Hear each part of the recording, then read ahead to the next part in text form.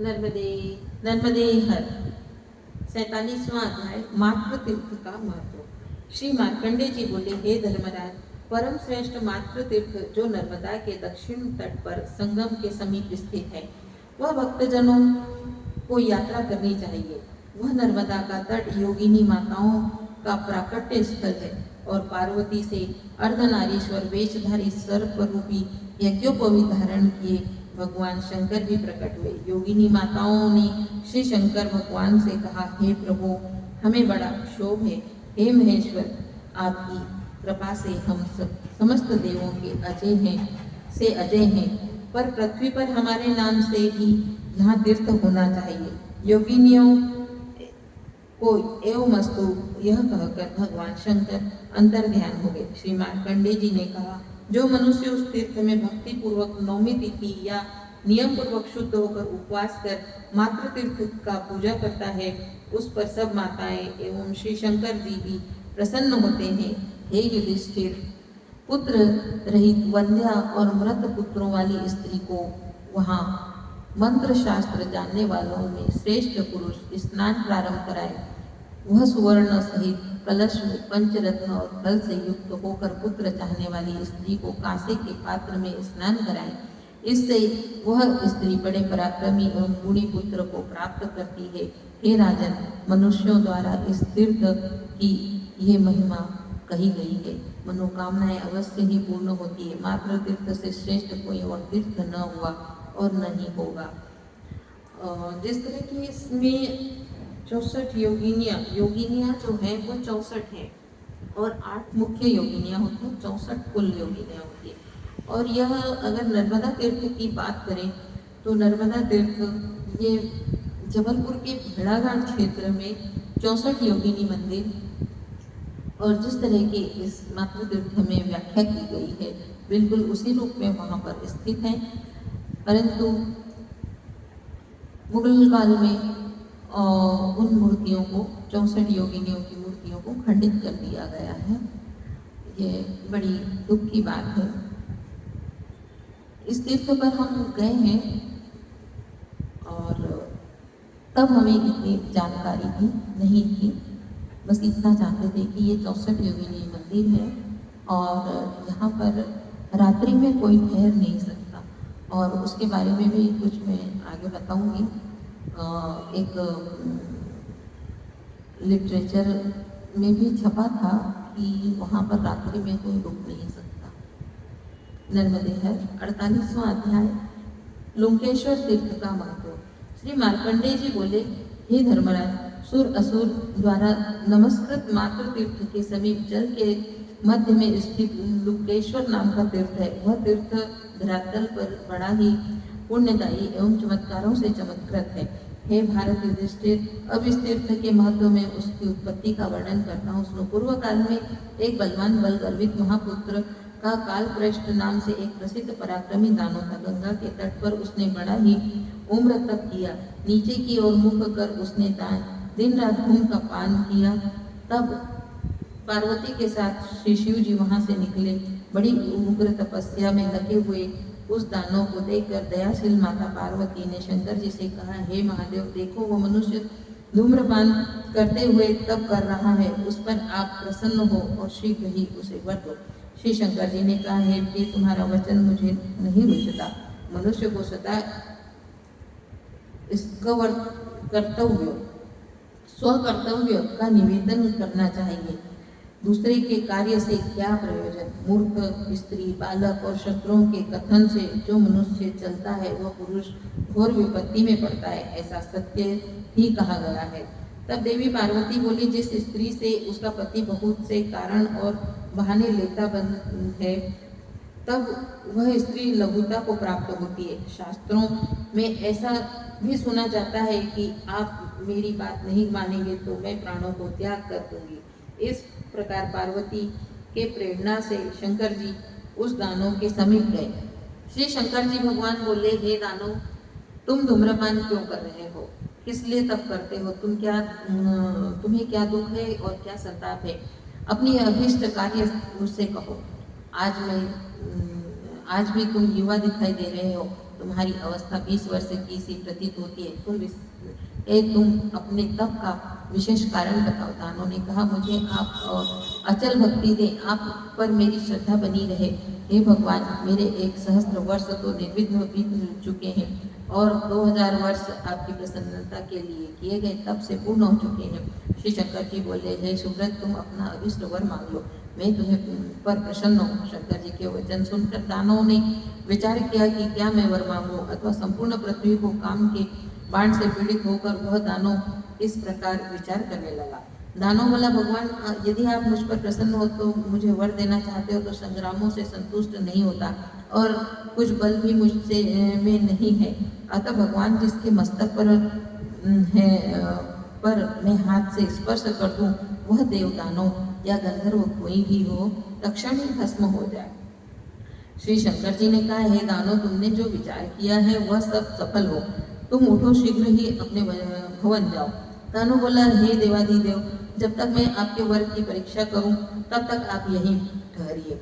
आपके मस्तक पर मैं हाथ रखकर जान लूं कि इस पर आप मुझे विश्वास हो जाएगा।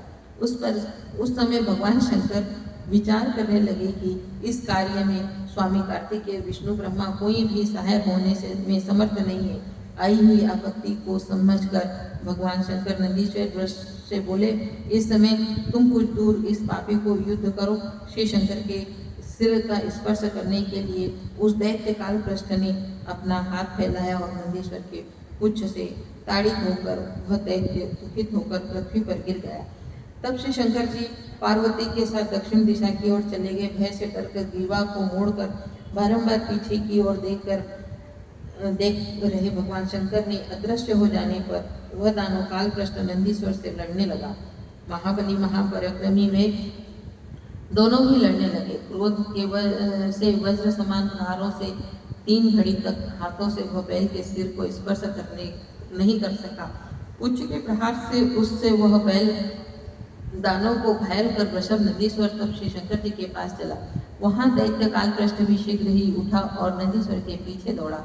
वायु के वेग से वह जहां भगवान शंकर थे वहां पहुंच गया। दानव को आया जानकर नंदीश्वर ने शिव जी से कहा, हे महादेव, मेरी पीठ पर चढ़कर शीघ्र गमन कीजिए। वृषभ का पीठ पर चढ़कर पार्वती के साथ श्री शंकर जी स्वर्ग पहुंचकर इंद्र के भवन गए। बल से गर्वित उस दानव ने शिव जी का पीछा नहीं छोड़ा। तब इंद्रलोक को छोड़कर शंकर जी ब्रह्मलोक को गए। शंकर जी पर भयवश देवी के साथ जहाँ भी जाते वह वहाँ उन्हें अपनी पीठ पर आते हुए उस दानव को देखा।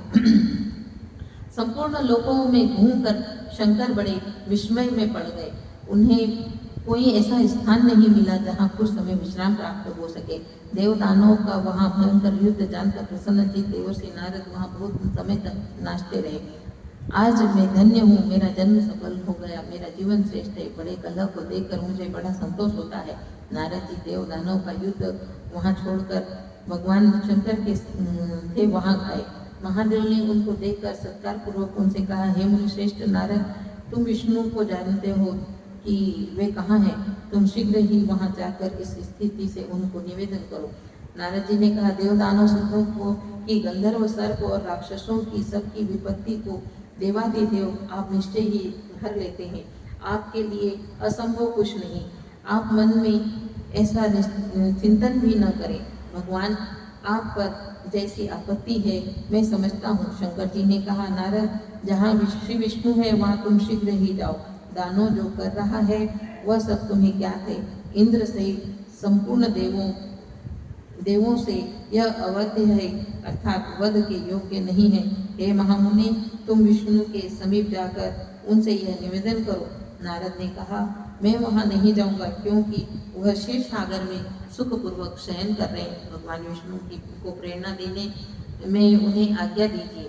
माता, बहन और पुत्री के द्वारा ही राजा स्वामी अथवा गुरु को जो शयन कर रहे हों जगाना चाहिए अथवा गुरु को के द्वारा जागरण करवाना चाहिए, अन्यथा नहीं। शंकर जी ने कहा, यदि किसी के घर में भयानक आग लगी हो तो वहाँ के लोग जो आपके लपेट में आ गए हों निश्चय ही मर जाएंगे।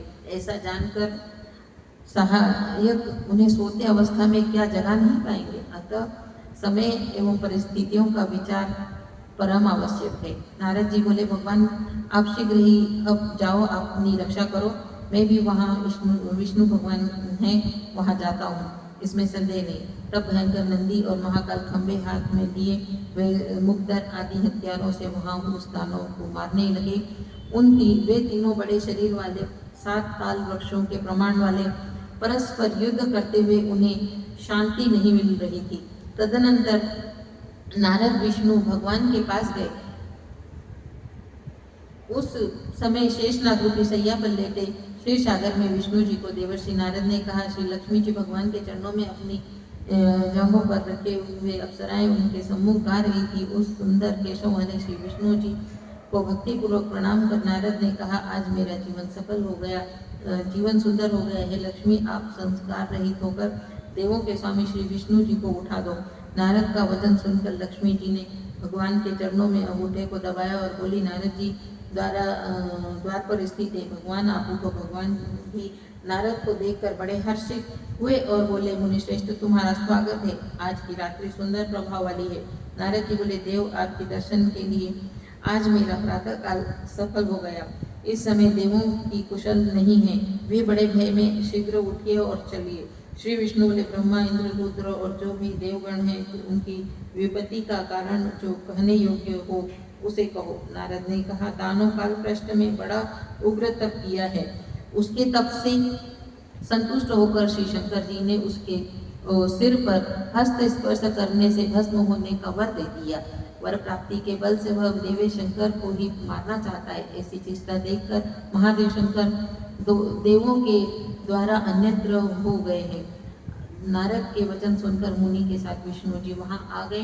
भगवान ने उत्तर दिशा की ओर जाते हुए शंकर भगवान को अपना श्री शंकर ने श्री विष्णु भगवान को देखकर बार बार परस्पर लिपट कर मिले, परस्पर नमन कर विष्णु बोले, भगवान आशुतोष औघड़दानी देव, भय को का कारण बताइए। देवदानों तथा यक्षों में किसे यम भेज दूं? हे महेश्वर, सिर तथा अंगों को, इंद्रियों को काट कर उसे यमलोक भेज दूंगा। जिसने आपके मस्तक में श्वेत पैदा किया है, इसमें संशय नहीं। नर्मदे हर।